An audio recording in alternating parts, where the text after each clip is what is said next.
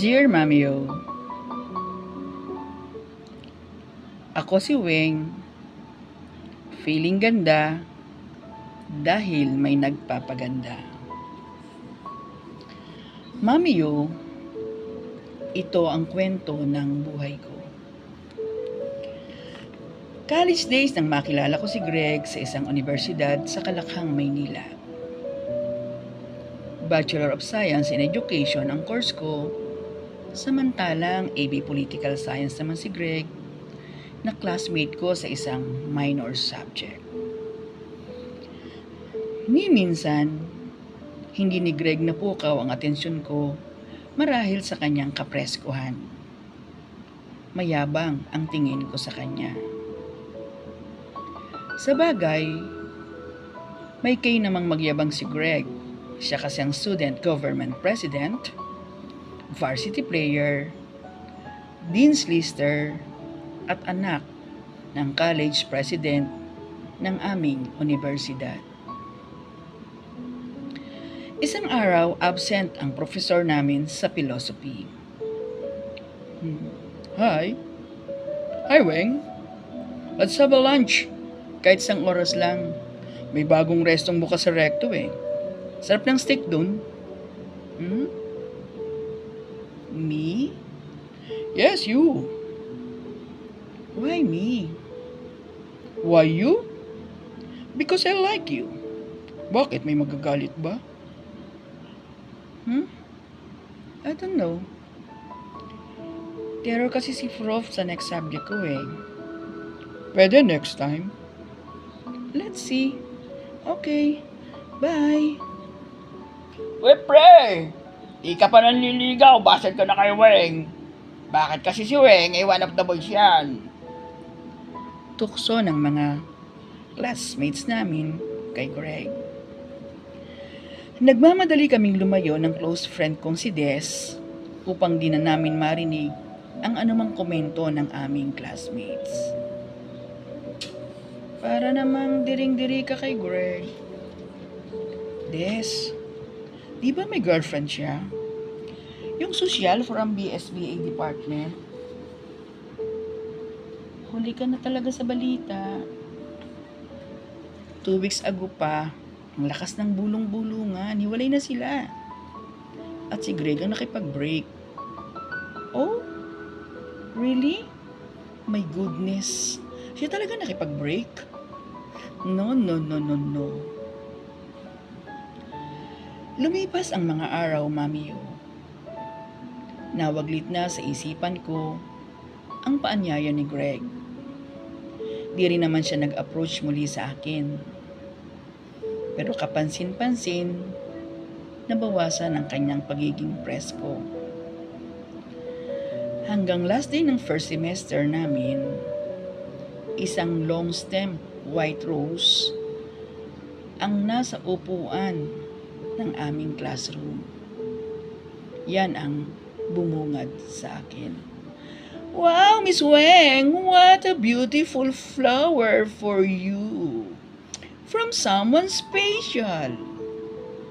Komento ng isa kong kamag-aral. Nung time na yon, hindi ako makapagsalita sa hiya, Mamiyo. Kasi, first time kong makatanggap ng bulaklak sa tanang buhay ko. Kung kailan. 20 anyos na ako at nasa 3 antas na sa kolehiyo. Hindi natapos ang araw na iyon at nakatanggap naman ako ng chocolates na katulad ng long stem rose na ang nakasulat ay for my special girl from special someone. Sem break na namin, Mamiyo. Pero araw-araw pa rin akong nakatatanggap sa aming tahanan ng roses at iba't ibang regalo sa isang sender na hindi pa rin nagpapakilala. First day of second sem, inupronta ko ang mga barkada ko, pati dating manliligaw. Pero wala pa rin akong makuhang sagot kung sino si special someone. Patuloy pa rin akong nakatatanggap ng regalo hanggang sa magkaroon ng special events sa aming university at isa ako sa naatasang maging usherette. Nakasama ko si Greg sa event na iyon dahil siya ang student government president. Nung una, tahimik lamang siya. Pero kalaunan, nagpakita na siya ng special na pagtrato sa akin.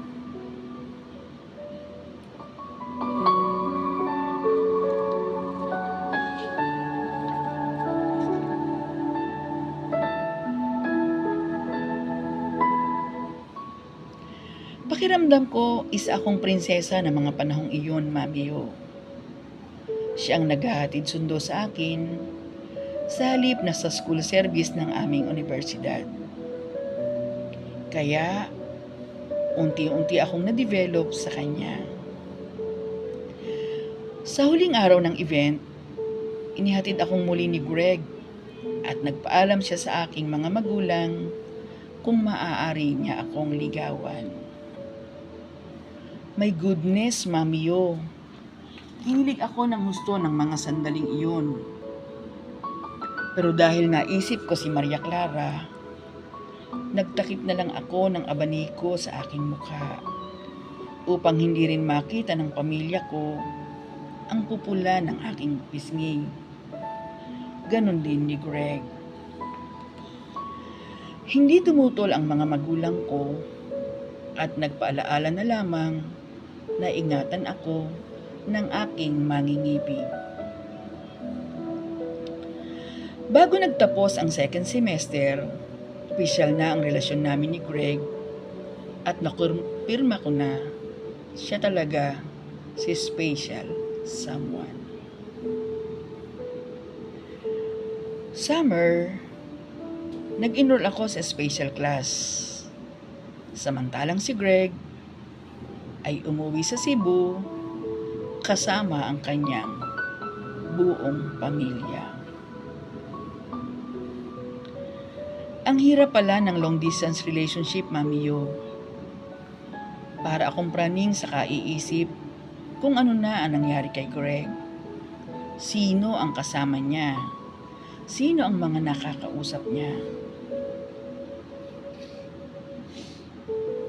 Mamiyo, hindi naman nagkulang si Greg ng pangungumusta sa akin. Lagi namang may sulat, telegrama, minsan naman ay nag-long distance call pa siya sa akin. Natapos na ang 2 buwang summer class, Mamiyo. Pero pakiramdam ko, 1 taon na ang lumipas dahil sulat at tawag na lamang ang nag-uugnay sa aming dalawa.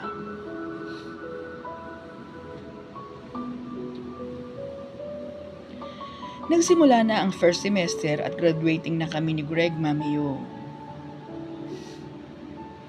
Hinintay ko si Greg sa aming tipanan sa loob ng ilang araw. Pero walang Greg na dumating hanggang sa Miss Mendoza, the university president wanted to see you today in her office. Bungad ng class advisor ko. Matang nagtataka ang nabanayad ko kay Des, pero hindi siya nagsalita ng mga sandaling iyon. Mahinang katok sa pinto ang aking ginawa sa opisina ng aming university president.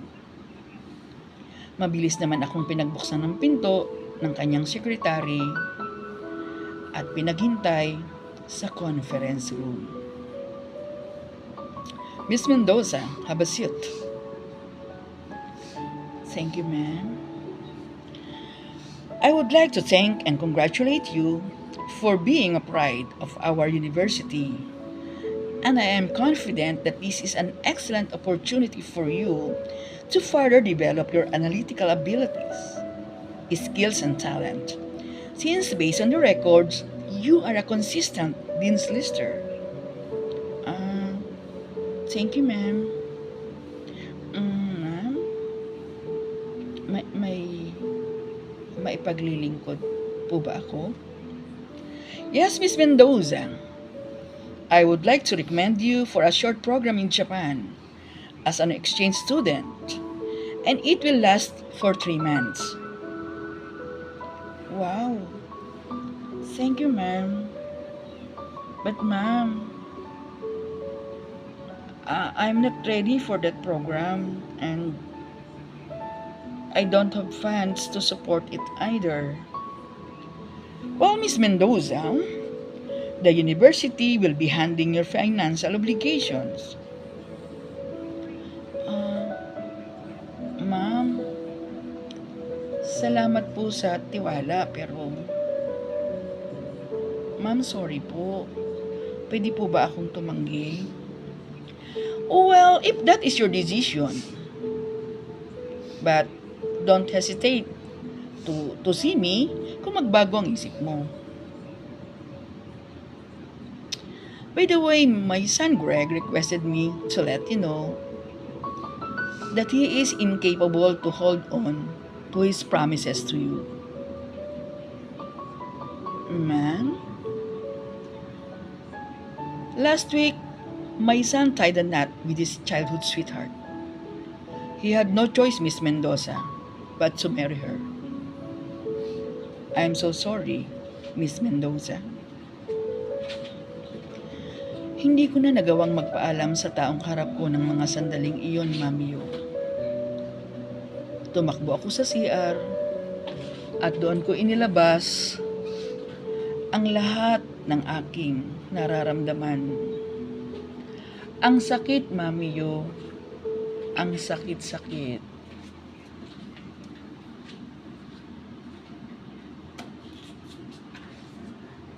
Mamiyo, masyado akong nasaktan. Ayoko na. Hindi ko na alam ang gagawin ko.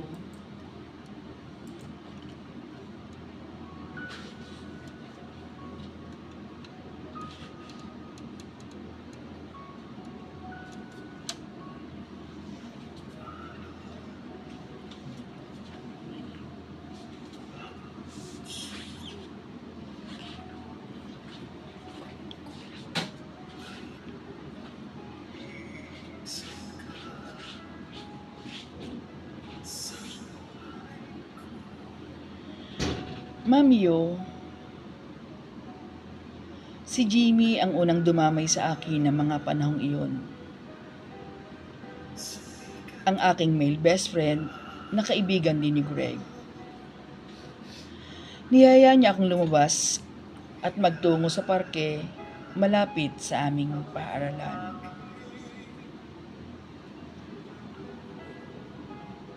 Kaya nga ba ayaw ko sa taong yan eh. Di ba?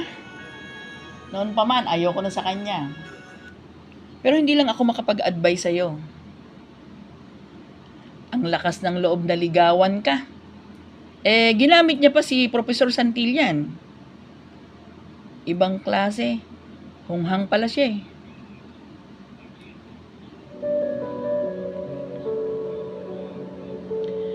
Daig ko pa ang namatayan ng isang minamahal ng mga sandaling iyon. Walang tigil ang aking pagluha, Mami. Lumipas pa ang ilang oras. Rowena, tumigil ka na ha. Ayusin mo ng sarili mo. Ihatid na kita sa inyo, baka mag-alala pang parents mo. Wala sila sa bahay, umuwi sa Cavite. Saka, baka Rowena ka naman. Galit ka ba, Jimmy? Hindi ako galit sa'yo. Ba't naman ako magagalit? Sino bang kasama mo? Ihatid kitang pauwi sa bahay nyo. Oo, wala. I'm okay. Okay lang naman ako. Okay naman ako, Jimmy. Tumigil ka nga, Weng. Mukha kang ninakawan ng milyon sa itsura mo, sasabihin mong okay ka. Teka, may telepono ba sa probinsya nyo? Wala, pero Okay lang naman talaga ako eh. Jimmy, ang sakit-sakit kasi. Ang sakit-sakit kasi. Sabi ko, tama na.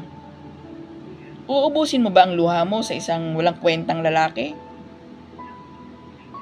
Weng, best friend tayo. Alam ko kung gaano mo siya kamahal. Pero hindi siya ang tamang lalaki para sa'yo. Halika na, uwi na tayo. Ihatid na lang kita sa inyo sa Cavite ba? Sige, magpaalam lang ako sa parents ko. Hindi naman yung kalayuan dito. Magtataka naman ang parents ko kapag umuwi tayo doon. Mas pangit naman kung pababayaan kitang mag-isa diyan sa apartment ninyo. At mas masagwa naman kung dalawa lang tayo doon, di ba? Tahimik na lamang akong tumango at magkasama kaming umuwi ni Jimmy sa aming ancestral house sa Cavite.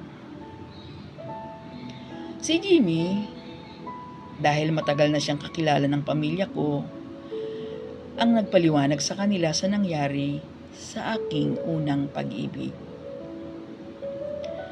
Naging madali lang sa kanila ang pag-uusap, samantalang isang mahigpit na yakap ang ibinigay sa akin ng aking ina.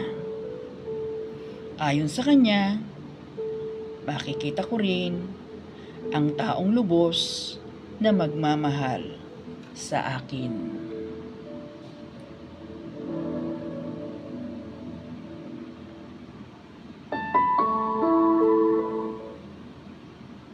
Huwag kang mag-alala, pag nakita ko yung lalaking yan, patitikimin ko talaga yan.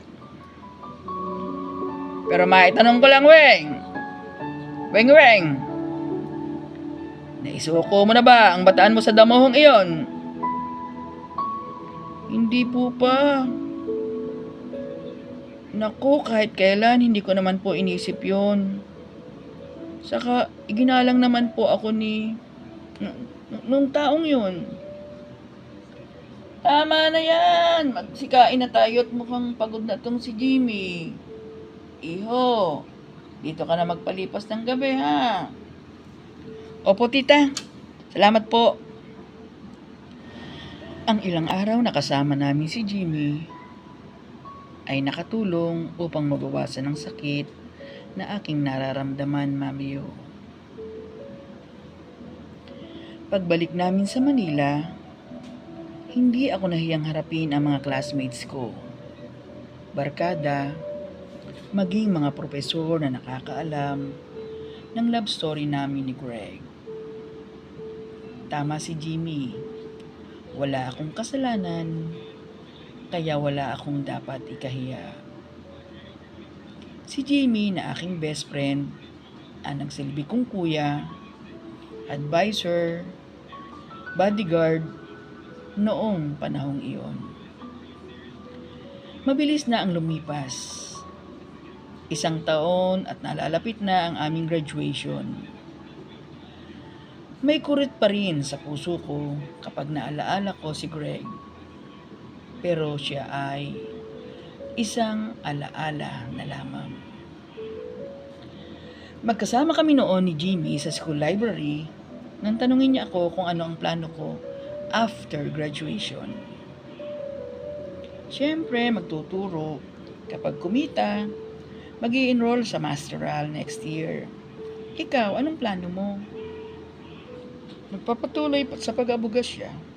Pero katulad mo, nagtatrabaho din muna ako kasi nakakaya naman sa parents ko kung sila pa rin ang gagastos sa akin. Ipinagpatuloy nga namin ni Jimmy ang aming mga pangarap. Kaya't lumipas ang ilang taon, ganap na siyang abogado, at ako naman ay isang assistant principal sa private school dito sa Manila. Isang araw nagtungo ako sa opisina ni Jimmy dahil may usapan kaming kakain sa labas. Pero dahil malilate siya, ako na lang ang nagtungo sa kanyang opisina. Sa gate ng law office, Isang lalaki ang aking nakabungguan. At paglingon ko, pamilyar ang kanyang mukha. Pero hindi ko siya lubos na makilala. Oops, sorry miss. Uh, Weng? Weng, is that you? Do I know you? Yes, it's Greg. It's been a long time, Weng. At ang laki na ng pinagbago mo. Nagulat man ako pero tinanggap ko ang kamay ni Greg nang inilahad niya sa akin. At hindi ako tumanggi nang yaya niya akong mag-usap sa isang resto ng mga oras na iyon. Samantalang nag-text na lang ako kay Jimmy at sinabi kung saan ako naroroon at sino ang aking kasama. Nagpaliwanag si Greg kung bakit hindi na siya nakabalik ng Maynila. Hindi na sa akin mahalaga yun, Greg. Ang gusto ko lang malaman ay kung minahal mo ba? Minahal kita, Weng. Pero ipagpatawad mo. Katipan ko na rin kasi si Sharina ng mga panahong iyon. Siya ang aking asawa, Weng. At may 2 na kaming anak. Sorry, Weng. It's okay, Greg. At salamat. Salamat sa sinungaling mong puso. You see? 10 years nang lumipas, single pa rin ako. Hindi dahil mahal pa rin kita, kundi natakot akong masaktang muli. Natakot akong maulit ang ginawa mo sa akin. I'm so sorry, Weng. I'm so sorry. Forget it, Greg.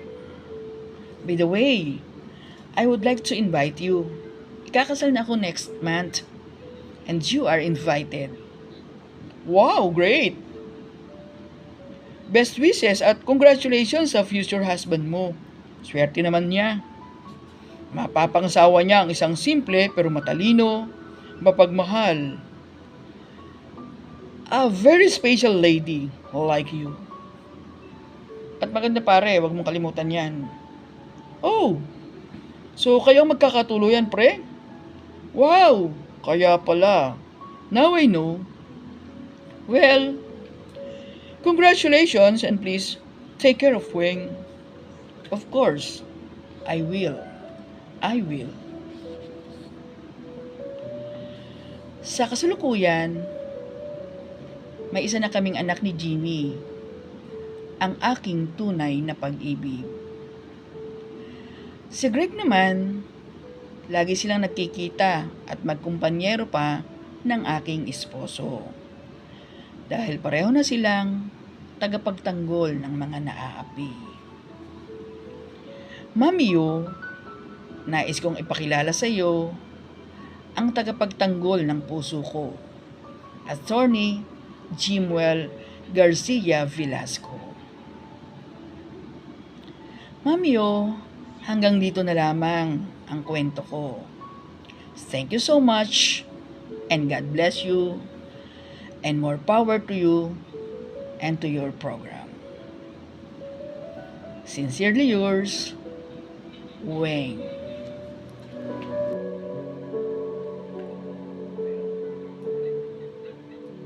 Weng, tama yan. Always feel beautiful. Nakakatawang balikan ang ating nakaraan. Kahit ito ay naging dahilan ng sakit at ng ating pagluha. Dahil darating ang panahon, natatawanan na lamang natin ang karanasang ito. Karanasang kapupulutan ng aral upang higit tayong maging matatag sa anumang hamon ng buhay. Sabi ng iba, first love never dies. Maaaring totoo, maaaring isang kasabihan lamang. Pero batay sa kwento mo, naghilom na ang sugat na idinulot ng iyong first love. Dahil natagpuan mo na ang iyong true love at everlasting love. Totoong nakakatakot masaktang muli, pero ang hindi natin alam, ang ating masakit na nakaraan ay magsisilbing tulay upang makamtam natin ang tunay at wagas na pagmamahal. Weng, salamat sa pagbabahagi mo ng iyong buhay pag-ibig. At hangad ko na mas lalo pang lumago ang inyong pagmamahalan ni Atty. Velasco.